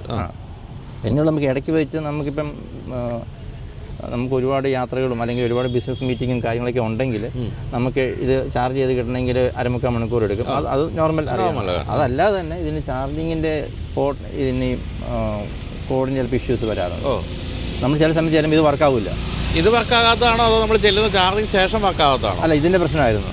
അപ്പോൾ 2 പ്രാവശ്യം അങ്ങനെ ഉണ്ടായിട്ടുണ്ട്. അപ്പോൾ നമ്മൾ അത് കയറ്റി നമ്മൾ വർക്ക്ഷോപ്പിൽ കൊണ്ടുപോയിട്ട് കഴിഞ്ഞാൽ 1 വീക്കൊക്കെ എടുക്കുമെന്ന് ശരിയാക്കി കിട്ടണമെങ്കിൽ. അങ്ങനെ വന്നപ്പോൾ ഞാൻ പിന്നെ 2 വണ്ടി മെയിൻറ്റെയിൻ ചെയ്യാമെന്ന് വെച്ചത്. അതല്ലാതെ വേറെ പ്രശ്നങ്ങളൊന്നുമില്ല. പിന്നെ നമുക്ക് ഈ മൈലേജ് ഇപ്പം പുതിയ ഇതിൻ്റെ മൈലേജുള്ള വണ്ടി വന്നിട്ടുണ്ട്. എത്ര കിട്ടുന്നുണ്ട് ഇപ്പം? എനിക്ക് 240 കിട്ടുന്നുണ്ട്. 240 അത്ര കിട്ടുന്നുള്ളൂ അല്ലേ? 310 ആണ് കമ്പനി പറയുന്നത്. നമുക്ക് 240 കിട്ടും. അപ്പോൾ അത് ശരിക്കും പറഞ്ഞാൽ ഈ ഓട്ടത്തിന് ഇത് പോരാ അല്ലേ? ഇത്രയും മൈലേജ് പോരാ. അത് ഞാനിത് ഇതിൻ്റെ വേറൊരു മാക്സിമം പിന്നെ മോഡൽ വന്നിട്ടുണ്ട്. അപ്പോൾ ഞാനിത് എടുത്തു കഴിഞ്ഞ് 1 മാസം കഴിഞ്ഞാണ് മാക്സ് വന്നത്. അല്ല, അന്ന് എടുത്ത് തന്നെ അതെന്നെ 400 കണ്ട് കിട്ടും. അപ്പോൾ 300 നമുക്ക് കിട്ടും. എന്നെ സംബന്ധിച്ച് ഒരു ദിവസം ഒരു 400 കിട്ടുവാണെങ്കിൽ കറക്റ്റ്. അപ്പോൾ ഈ നെക്സോൺ പെട്രോളിൻ്റെ കാര്യത്തിൽ എന്താ അഭിപ്രായം? ഇഷ്ടമാണോ വണ്ടി? എനിക്കിഷ്ടം, കംഫർട്ടാണ്. ഇതിൻ്റെ നമുക്കിപ്പം ഫ്രണ്ട് സീറ്റ് ഡ്രൈവിങ്ങിൽ വളരെ കംഫർട്ടായ വണ്ടിയാണ്. പിന്നെ എൻ്റെ ഫാമിലി മെമ്പേഴ്സൊക്കെ പറയാറുണ്ട് പുറകിലിരിക്കുമ്പം റോളിങ്ങും അതുപോലെ തന്നെ വൊമിറ്റ് ചെയ്യാനുള്ള ടെൻഡൻസി ഒക്കെ കൂടുതൽ വരുന്നുണ്ട്. നിങ്ങളൊക്കെ ആ ഒരു ഭാഗമൊക്കെയാണ് അധികം വളവൊക്കെ ഉള്ള റോഡുകളുമാണ് അല്ലേ? അതല്ലാതെ വണ്ടിക്ക് മറ്റെന്തെങ്കിലും മെക്കാനിക്കൽ ഇഷ്യൂസോ എന്തെങ്കിലും ഉണ്ടോ? ഇതല്ലാതെ ഇതുവരെയും വേറെ ഇഷ്യൂസ് ഒന്നും കണ്ടിട്ടില്ല. മെക്കാനിക്കൽ ഇഷ്യൂസ് ഈ ഒരു ഇഷ്യൂസ് മാത്രം ചാർജിങ്ങുമായിട്ട് ബന്ധപ്പെട്ട്. പെട്രോൾ മോഡൽ ഒരു ഇഷ്യൂസും വന്നിട്ടില്ല. അതിനൊരു പ്രശ്നമില്ല. അത് പിന്നെ മൈലേജ് കിട്ടിയാലൊരു വിഷയം മാത്രമേ. എത്ര കിട്ടുന്നുണ്ടാവും? എനിക്ക് 11 ഉള്ളൂ. അല്ലാതെ വേറെ വണ്ടിക്ക് വേറെ ഇഷ്യൂസ് ഒന്നുമില്ല. അത് വളരെ സ്മൂത്താണ്. വണ്ടി നല്ല കംഫർട്ടാണ്. അപ്പോൾ ഈ ടാറ്റയെ സംബന്ധിച്ച് എല്ലാവരുടെയും പരാതി വണ്ടി നല്ലതാണെങ്കിലും സർവീസ് മോശമാണെന്നാണ്. അങ്ങനെ ഫീൽ ചെയ്തോ? അതേപോലെ അത് 1 വീക്കൊക്കെ എടുക്കുമെന്ന് ഞാൻ പറഞ്ഞു. 1 വീക്ക് എടുക്കും അല്ലേ? സർവീസിൻ്റെ കാര്യത്തിൽ അവർ എല്ലാം ക്ലിയറായിട്ട് ചെയ്യുന്നുണ്ടോ എനിക്കുള്ള എനിക്കത് ഏത് സെൻറ്ററിൽ ചെന്നാലും എനിക്ക് തോന്നുന്നു ഓൾമോസ്റ്റ് സെയിം തന്നെയാണ്. സാധാരണ എവിടെ കൊടുക്കാറുള്ളത്? ഞാൻ മലയാളത്തിൽ കൊടുക്കാറുണ്ട്. ലുക്സോൺ ടാറ്റയിൽ കൊടുക്കാറുണ്ട്. ലുക്സോൺ വന്നപ്പോൾ എല്ലാവർക്കും ഒരു എന്താ പറയുക, ഇനി നല്ല ഗംഭീര സർവീസ് ആയിരിക്കും എന്നൊക്കെ ഒരു പ്രതീക്ഷയുണ്ട്. അല്ല, മലയാളം അവരെല്ലാവരും വളരെ ഫ്രണ്ട്ലി ആയിട്ട് എല്ലാം ബിഹേവ് ചെയ്യുന്നുണ്ട്. എല്ലാം സർവീസ് എല്ലാം ചെയ്യുന്നുണ്ട്. നമ്മളിപ്പം പൊതുവെ ആൾക്കാർ പറയുന്നത് ഇപ്പം ഡിലേ വരുന്നുണ്ട്. അതിപ്പം നമുക്ക് വേറെ ഏതെങ്കിലും വണ്ടി ആയിരുന്നെങ്കിൽ ഇപ്പം എനിക്ക് 1 വീക്ക് വണ്ടി അവരുടെ ഷോറൂമിൽ കൊണ്ടിട്ടേക്കുക. അപ്പോൾ എനിക്ക് പകരം വണ്ടിയില്ല. അപ്പം മറ്റു വണ്ടികളൊക്കെയാണ്. ഇപ്പം ഞാനിത് വാറണ്ടി പീരീഡുള്ള വണ്ടിയാണ്. അപ്പം നമുക്ക് ഈ വണ്ടി ആശ്രയിച്ചാണ് നമ്മുടെ ബിസിനസ് കാര്യങ്ങളെല്ലാം പൊയ്ക്കൊണ്ടിരിക്കുന്നത്. അപ്പോൾ ഒരാഴ്ച നമുക്ക് വണ്ടി കിടന്നാൽ നമുക്കൊരു 10-50,000 രൂപ നഷ്ടമാണ്. അത് കൂടുതൽ വരും. അപ്പം നമുക്ക് ഇവർ പകരത്തിനൊരു വണ്ടിയൊന്നും ഇവർ തരികയില്ല. അതൊക്കെയാണ് മെയിൻ വിഷയം. അപ്പം നമ്മൾ വണ്ടി ഇപ്പം നമ്മുടെ പ്രശ്നം കൊണ്ടല്ല ഇതിൻ്റെ കംപ്ലയിൻറ്റ് വരുന്നത്. അപ്പോൾ നമ്മൾ ഓടിച്ചിട്ട് എന്തെങ്കിലും പ്രശ്നം വരുവാണെങ്കിൽ നമുക്ക് പ്രശ്നമില്ല. ഇപ്പോൾ നമ്മൾ ചാർജിങ് കയറുന്നില്ല. അപ്പോൾ നമ്മുടെ വണ്ടി നമ്മൾ കാശ് കൊടുത്ത് വണ്ടി മേടിക്കുന്ന എന്തിനാണ്? നമുക്ക് ട്രാവൽ ചെയ്യാൻ വേണ്ടി. അപ്പം കമ്പനിക്കാർ ഉത്തരവാദിത്തോടെ നമ്മുടെ വണ്ടി അവരുടെ പ്രശ്നം കൊണ്ട് കംപ്ലയിൻറ്റ് വന്ന് കയറ്റിയിട്ട് വന്നാൽ നമുക്ക് പകരത്തിനൊരു വണ്ടി തരിക എന്നുള്ളൊരു സ്പെയർ വണ്ടി തരിക. അങ്ങനെയാകുമ്പോൾ നമുക്ക് നമ്മുടെ കാര്യം നടക്കും. ഇത് അവർക്ക് സൗകര്യം പോലെ നന്നാക്കി തരാം. ആ ഒരു ഇഷ്യൂ ഞാൻ ഫേസ് ചെയ്യും. അല്ലാതെ ടെക്നിക്കലി അല്ല. പിന്നെ ഡിലേ ആകുന്നു എന്നുള്ളത്. അതുപോലെ ഒരു ബാറ്ററിയൊക്കെ മാറേണ്ടി വരുമ്പോഴൊക്കെയുള്ള ഇഷ്യൂസൊക്കെ ഉണ്ട്. അപ്പോൾ ഇതിപ്പോൾ നെക്സ്റ്റ് 1 പ്രാവശ്യം ബാറ്ററി മാറേണ്ടി വന്നു. എത്ര കൂടിയപ്പോൾ? അത് സ്റ്റാർട്ടിങ്ങിൽ തന്നെ അത് വാറണ്ടി പീരീഡ് തന്നെ അവർ മാറ്റി തന്നു. അത് എന്നാലും അതും ഒരു 2 വീക്സോളം വണ്ടി കയറ്റിയിടേണ്ടി വന്നു. ഈ വണ്ടി അതുപോലെ തന്നെ ഈ ചാർജിങ് കണക്റ്റ് ആകാത്തതിൻ്റെ പേരിൽ അത് ചാർജിങ് മാറ്റാൻ വേണ്ടിയിട്ട് അതും കയറ്റിയിട്ട് 2-3 മാസം. അപ്പോൾ 2 വണ്ടി വേണം കയ്യിൽ. 2 വണ്ടി വേണം. നമ്മളിപ്പം EV എടുക്കുമ്പോൾ നമുക്ക് ഒരു പെട്രോളും കൂടി ഉണ്ടായിരിക്കണം, അല്ലെങ്കിൽ 2 EV ഉണ്ടായിരിക്കണം. എന്നാലേ നമുക്ക് നമ്മുടെ കാര്യങ്ങൾ നടക്കുള്ളൂ. അപ്പോൾ അതുപോലെ ഈ വണ്ടി എടുക്കുമ്പോഴൊക്കെ നല്ല ഇപ്പോൾ പോലും എല്ലാവരുടെ ഒരു ആശങ്ക എന്ന് പറയുന്നത് ഇതിൻ്റെ ബാറ്ററി റീപ്ലേസ്മെൻ്റ് ഒക്കെ വന്നാൽ എന്താകും എന്നൊക്കെ ഒരു പേടിയുണ്ടല്ലോ. അങ്ങനത്തെ ഒരു പേടിയൊന്നും ഉണ്ടായിരുന്നില്ല, ആശങ്കയൊന്നും? അപ്പം എന്നെ സംബന്ധിച്ച് ഞാനിപ്പോൾ 90,000 കിലോമീറ്റർ ഓടി വണ്ടി. അപ്പം അങ്ങനെ നോക്കുമ്പം എനിക്ക് ഇവർ 1,60,000 വരെ നമുക്ക് വാറണ്ടി പറയാൻ ചെയ്തിട്ടുണ്ട്. പിന്നെ 8 വർഷം വരെ ഉണ്ട്. ഞാനിപ്പം 2 വർഷം കഴിഞ്ഞപ്പോൾ തന്നെ 90,000 ആയി. അപ്പോൾ 1 വർഷം കൊണ്ട് സംഭവം ഇത് കവർ ചെയ്യും. പിന്നെ നമുക്കൊരു 1,00,000 കിലോമീറ്റർ നല്ല ഓട്ടം ഉള്ളവരെ സംബന്ധിച്ച് ഇത് ഓക്കെ വർത്താണ്. അതിനെന്ന് വെച്ചാൽ നമുക്കിപ്പം അല്ലെങ്കിൽ എല്ലാ മാസവും 30,000 രൂപ അടിച്ച് പെട്രോൾ അടിച്ചുകൊണ്ടിരുന്നതാണ്. അപ്പോൾ ഞാൻ ഇതെടുത്ത് കഴിഞ്ഞാൽ പിന്നെ എനിക്ക് പെട്രോൾ ചിലവില്ല. വീട്ടിൽ സോളാറും വെച്ച് കഴിഞ്ഞാൽ പിന്നെ ഫ്രീ ആയിട്ട് ഓടാം. ആ ഗുണമുണ്ട്. അപ്പം ഇതിൻ്റെ പിന്നെ EMI പെട്രോൾ അടിക്കുന്ന പൈസ EMIക്ക് പൊക്കോളൂ. അത് 3 വർഷം കൊണ്ട് തീരും. അപ്പോൾ അങ്ങനെ സംബന്ധിച്ച് നമുക്ക് അത് കഴിഞ്ഞിട്ട് എത്ര കിട്ടിയാലും നമുക്ക് വർത്താണ്. പക്ഷേ എങ്കിലും ബാറ്ററി റീപ്ലേസ് ചെയ്യേണ്ടി വന്നാൽ എത്ര രൂപയാണെന്നൊക്കെ അന്വേഷിച്ച് വെച്ചിട്ടുണ്ടോ? അത്യാവശ്യം വണ്ടിയുടെ ഒരു 4-1 3-1 അങ്ങനെയൊക്കെ പറയുന്നത് 2-1 വരെ കേട്ടിട്ടുണ്ട്. കൃത്യമായിട്ട് കേട്ടിട്ടുണ്ട്. അപ്പോൾ അത് ആ ഒരു ടെൻഷനുണ്ട്. അങ്ങനെ ഒരു സാഹചര്യത്തിലേക്ക് വന്നു കഴിഞ്ഞാൽ ഇതിപ്പം അണ്ടർ വാറണ്ടി ആയതുകൊണ്ട് ഓടിക്കൊണ്ടിരിക്കുന്നു. പിന്നെ നമ്മൾ വാറണ്ടി ആയിട്ട് ചെന്ന് കഴിയുമ്പോൾ അവരെന്തെങ്കിലുമൊക്കെ കാരണം പറഞ്ഞ് അത് നോർമലി ഉണ്ട്. പിന്നെ എല്ലാവരും ഇതിനകത്ത് മെയിനായിട്ട് എല്ലാവരും സർവീസ് കറക്റ്റായിട്ട് ചെയ്യുക. സർവീസ് കറക്റ്റായിട്ട് ചെയ്ത് അപ്പോൾ വാറണ്ടി കട്ടായി പോകാതിരിക്കാനുള്ള കാര്യങ്ങൾ നമ്മൾ നോക്കണം. സർവീസ് കറക്റ്റ് ചെയ്ത് പൊയ്ക്കൊണ്ടിരുന്നു കഴിഞ്ഞാൽ കുഴപ്പമില്ല. അത് സാധാരണ നമ്മൾ ചാർജ് ചെയ്യാൻ ചെല്ലുന്ന സ്ഥലങ്ങളിലൊക്കെ ചാർജിങ് മെഷീനൊക്കെ വർക്ക് ചെയ്യുന്നുണ്ടോ കേരളത്തിലെ അവസ്ഥ? ചാർജിംഗ് ബോർഡിൻ്റെ ചാർജിങ് സ്റ്റേഷനിൽ പോകാതിരിക്കുകയാണ് ഏറ്റവും ബെറ്റർ. എപ്പോൾ പോയാൽ അത് വർക്കാവില്ല. പിന്നെ ഗോ ഈസി എന്ന് പറഞ്ഞ് അത് ഇപ്പോൾ പുതിയതായിട്ട് വന്നിട്ടുണ്ട്. പിന്നെ സിയോന് ഇത് രണ്ടും ഞാൻ യൂസ് ചെയ്യാറുണ്ട്. വേറെ ഒന്നും യൂസ് ചെയ്യാറില്ല. ചാർജിംഗ് ബോർഡിൽ ആദ്യം യൂസ് ചെയ്തുകൊണ്ടിരുന്നതാണ്. അത് KSEB ആയിട്ട് കണക്ട് ചെയ്തിട്ടുണ്ട്. അത് ഒരിടത്തും വർക്ക് ചെയ്യാറില്ല. അവർക്ക് ഉത്തരവാദിത്വം ഇല്ല, നന്നാക്കാൻ വിളിച്ചാലും കിട്ടത്തില്ല. പക്ഷേ ഗോ ഈസിക്കാർ പ്രൈവറ്റ് അവർ കറക്റ്റായിട്ട് അവർ ഇച്ചിരൂടെയൊക്കെ ബെറ്ററായിട്ട് ചെയ്യുന്നുണ്ട്. അപ്പോൾ നമ്മൾ വിളിച്ച് പറഞ്ഞാൽ തന്നെ അവർ റെസ്പോണ്ട് ചെയ്യും, വരും, ടെക്നീഷ്യൻ വരും. അങ്ങനെ അവരുടെ കാര്യത്തിൽ ഓക്കെയാണ്. ഇപ്പോൾ പുതിയ സംവിധാനം ഉണ്ടെന്ന് തോന്നുന്നു. വണ്ടിയിൽ വെച്ചോണ്ട് പോകാവുന്ന നമ്മുടെ ബാക്കപ്പ് ചാർജറും കൂടി ഉണ്ടെന്ന് തോന്നുന്നു. അങ്ങനെ ഫുൾ ചാർജിലൊന്നും അങ്ങനെ ഓടാവുന്ന ഒരു സാധനമൊന്നും വന്നിട്ട് ഞാൻ കേട്ടില്ല കേട്ടോ. അല്ല, ഇങ്ങനെ പറയുന്നത് കേട്ടിട്ടുണ്ട്. ചെറിയൊരു നമുക്ക് വണ്ടിയിൽ സെറ്റ് ചെയ്തുകൊണ്ട് പോകുന്നത് ഇങ്ങനെ ഒരാളിങ്ങനെ പരിചയപ്പെട്ടായിരുന്നു. അതിനെപ്പറ്റി ഞാനൊന്ന് അന്വേഷിക്കാം. ഞാൻ അതിനെപ്പറ്റി അങ്ങനെ കേട്ടില്ല. എന്തായാലും ടാറ്റയുടെ പുതിയൊരു ആപ്പ് വന്നിട്ടുണ്ട്, ഇറ എന്ന് പറഞ്ഞിട്ട്. ആ ആപ്പിൽ എല്ലാ ചാർജേഴ്സും കാണിക്കും, എവിടെയൊക്കെ ചാർജിങ്, ഏതൊക്കെ കമ്പനികളുടെ. അതിപ്പോൾ മിനിഞ്ഞാന്നാണ് ലോഞ്ച് ചെയ്തത്. അത് വെച്ചിട്ട് നമുക്ക് ഇന്ത്യയിൽ എവിടെ വേണമെങ്കിലും പോകാൻ ഇനിയെന്നാണ് അവർ പറയുന്നത്. കാരണം എല്ലാ ചാർജിങ് സെൻറ്റേഴ്സ് അതിൽ എത്രത്തോളം വേക്കൻ്റ് ഉണ്ട്. വളരെ യൂസ്ഫുൾ ആയിരിക്കും. അത് വന്നിട്ടുണ്ട്. ഞാൻ ഒരു പ്രാവശ്യം ഈ വണ്ടി കൊണ്ട് മംഗലാപുരം പോയി, ശരിക്കും കഷ്ടപ്പെട്ടു. സ്ഥലം കണ്ടുപിടിക്കാനൊക്കെ ആയിട്ടല്ലേ? സ്ഥലം കണ്ടുപിടിക്കാൻ ഈ സ്ഥലം കണ്ടുപിടിച്ച് വരുമ്പോഴത്തേക്കും ചാർജ് ചെയ്യും.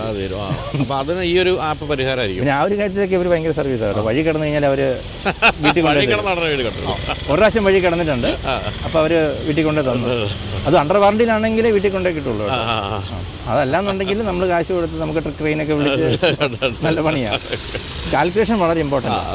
അപ്പോൾ സാധാരണ പെട്രോൾ വണ്ടി ഓടിക്കുന്ന ആൾക്കാർ അതേ മോഡൽ ഇത് ഓടിച്ചു കഴിഞ്ഞാൽ ഇപ്പം ഞാൻ ഈ വണ്ടി പിന്നെ എറണാകുളം പോയിട്ട് തിരിച്ച് വരാൻ എനിക്ക് പ്രശ്നമില്ല. എന്നുവെച്ചാൽ ഇപ്പം എറണാകുളം, പാല, കോട്ടയമൊക്കെ ട്രാവൽ ചെയ്ത് എനിക്ക് പുറത്തൊന്നും ചാർജ് ചെയ്യാതെ വീട്ടിലെത്താൻ പറ്റും. അത് പ്രശ്നമില്ല. പക്ഷേ സ്ഥിരമായിട്ട് പെട്രോൾ വണ്ടിയോ ഡീസൽ വണ്ടിയോ ഓടിക്കുന്ന ഒരാൾ ഇതെടുത്തുകൊണ്ട് പോയി കഴിഞ്ഞാൽ ഇവിടുന്ന് ഒരു 100 കിലോമീറ്റർ അപ്പുറം ചെല്ലുമ്പോൾ തന്നെ തീരും. അതെ, അതാണ് ശരിയാണ്. അതിപ്പോൾ ഓടിക്കുന്ന കാര്യത്തിലും കുറച്ച് ശ്രദ്ധിക്കണം. അതുപോലെ എപ്പോഴും നമ്മൾ ഈ റേഞ്ച് നോക്കിക്കൊണ്ടിരിക്കണം. റേഞ്ച് നോക്കുക എന്നുള്ളത് നമ്മളൊരു മൊമെൻറ്റം മെയിൻറ്റെയിൻ ചെയ്ത് പോകുക എന്നുള്ളതാണ് അതിൻ്റെ. പിന്നെ ലൈൻ കാണിക്കുക അതിൽ, അത് കറക്റ്റ്. അതായത് സ്പീഡ് മെയിൻറ്റെയിൻ ചെയ്തതാണ്. അപ്പോൾ നമ്മൾ 60 പോകുന്നത് കറക്റ്റ് 60 തന്നെ പോയിക്കൊണ്ടിരിക്കുക. മാക്സിമം അങ്ങനെ റേഞ്ച് കൂട്ടുക എന്നുള്ളത് അതേ ഉള്ളൂ, അതേ പറ്റുള്ളൂ. ഇത് നമ്മൾ കാൽക്കുലേറ്റ് ചെയ്ത് ഓടിച്ചുകൊണ്ടിരിക്കുക. ഇപ്പം ഞാൻ വേറെയാണ്. അത് ഞാൻ 2 വണ്ടി ഉള്ളതുകൊണ്ട് ഇവിടുന്ന് കോട്ടയത്തോ പാലയിലോ ചെല്ലുമ്പോൾ എന്തെങ്കിലും വിഷയമുണ്ടെങ്കിൽ അത് അവിടെ ഇട്ടിട്ട് വണ്ടി ഉള്ളത് നല്ലതാണ്. അപ്പോൾ എന്തായാലും താങ്ക് യു സോ മച്ച് ഇത്രയും കാര്യങ്ങൾ പറഞ്ഞു തന്നതിന്.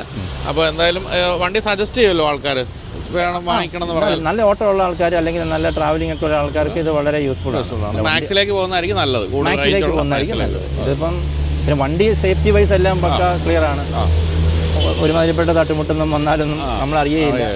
പിന്നെ നമുക്ക് അത്യാവശ്യം സ്പീഡിലൊക്കെ യാത്ര ചെയ്യാം. അങ്ങനെ വളരെ കംഫർട്ടാണ്. ബാക്ക് സീറ്റിൻ്റെ കാര്യത്തിൽ ഞാൻ ഈ പറഞ്ഞ ഇഷ്യൂസ് ഉണ്ട്. അത് ആൾക്കാർ ഞാൻ ഫ്രണ്ടിലിരുന്ന് യാത്ര ചെയ്യാറുള്ളൂ. എൻ്റെ കൂടെ വരുന്നവർ പറയാറുണ്ട് ഈ വണ്ടിയുടെ പുറകിലിരിക്കാൻ ബുദ്ധിമുട്ടാണ്, വൊമിറ്റിങ് വരുന്നുണ്ടെന്നൊക്കെ എൻ്റെ ഫാമിലി മെമ്പേഴ്സൊക്കെ പറയാറുണ്ട്. അല്ലാതെ വേറെ പ്രശ്നം ഇതുവരെ ഫീൽ ആയിട്ടില്ല. ബാക്കിയെല്ലാം കണ്ടും കംഫർട്ടാണ് വണ്ടി. പിന്നെ ഹെവിയാണ്, കുഴപ്പമില്ല. Thank you.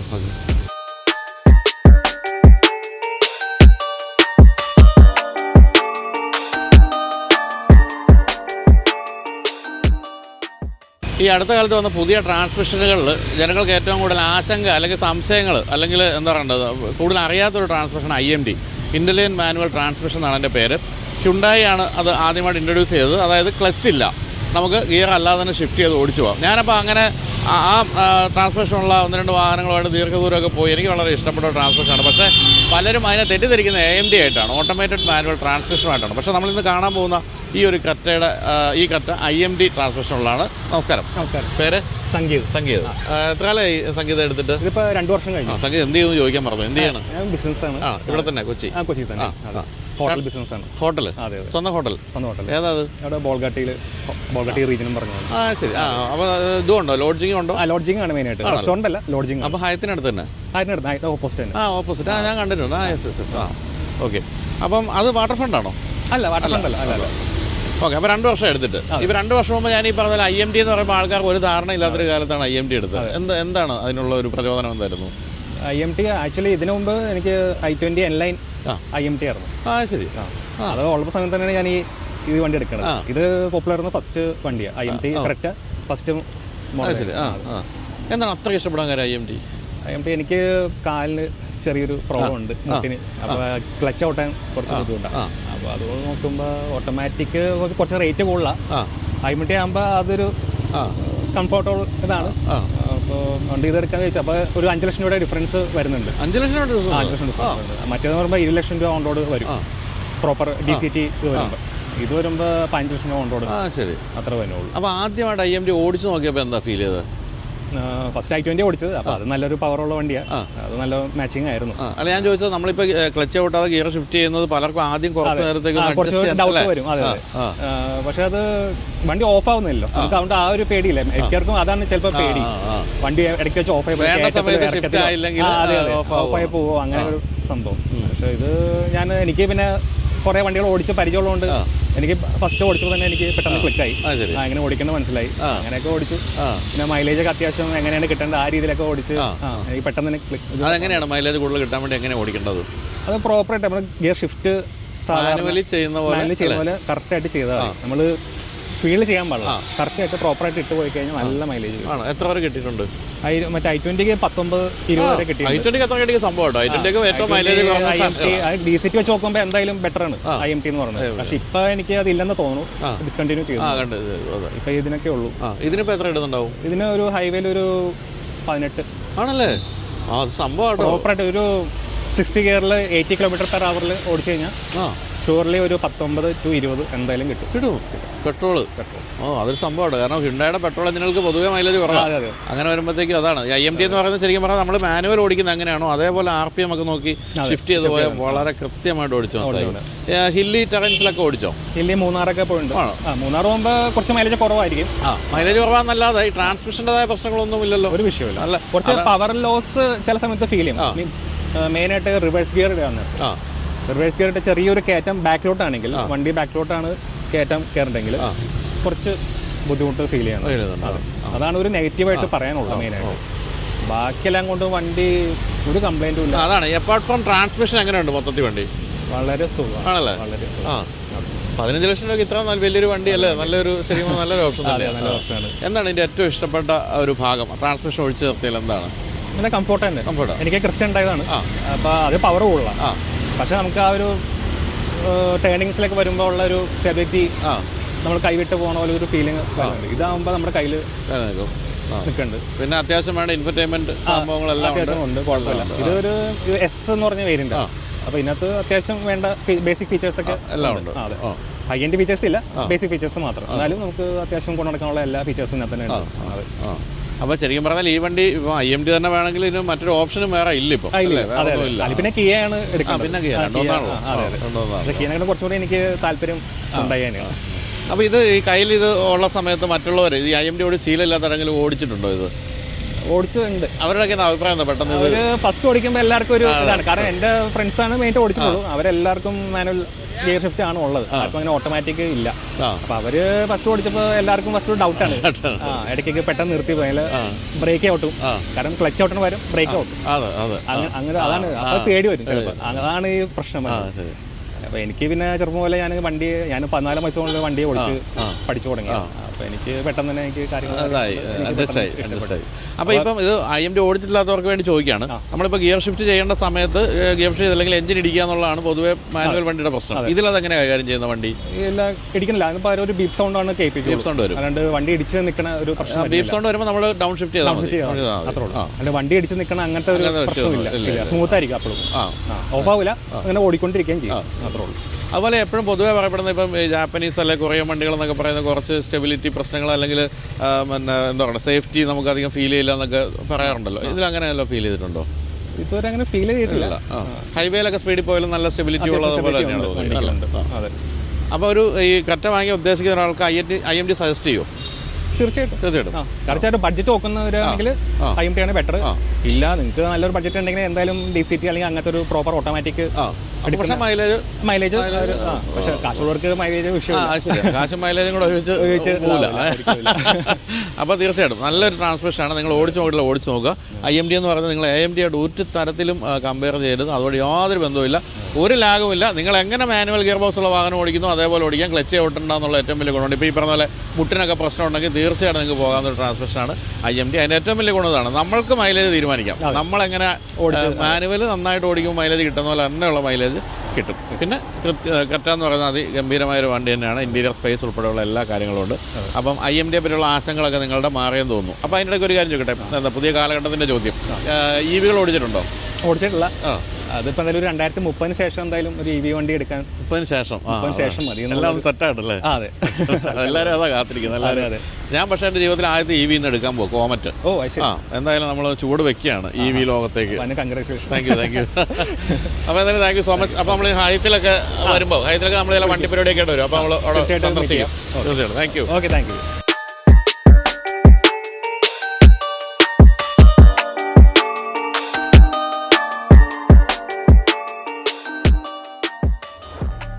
അപ്പോൾ റാപ്പിഡ് ഫെയർ അവസാനിക്കുകയാണ്. പിന്നെ ഞാൻ തുടക്കത്തിൽ പറഞ്ഞല്ലോ, മാരുതി സുസുക്കിയുടെ ഓഫേഴ്സ് എല്ലാം, ഈ ഓണക്കാലത്തെ ഓഫേഴ്സ് എല്ലാം നിങ്ങൾ കേട്ട് കാണുമല്ലോ. അതായത് ഓഗസ്റ്റ് 18 മുമ്പാണ് നിങ്ങൾ അരീനയിലെ മോഡലുകൾ ബുക്ക് ചെയ്യുന്നതെങ്കിൽ നിങ്ങളെ കാത്തിരിക്കുന്ന 10,000 രൂപയുടെ ഒരു സ്വർണ്ണ നാണയവും കൂടാതെ സർപ്രൈസ് ഗിഫ്റ്റുകളുമാണ്.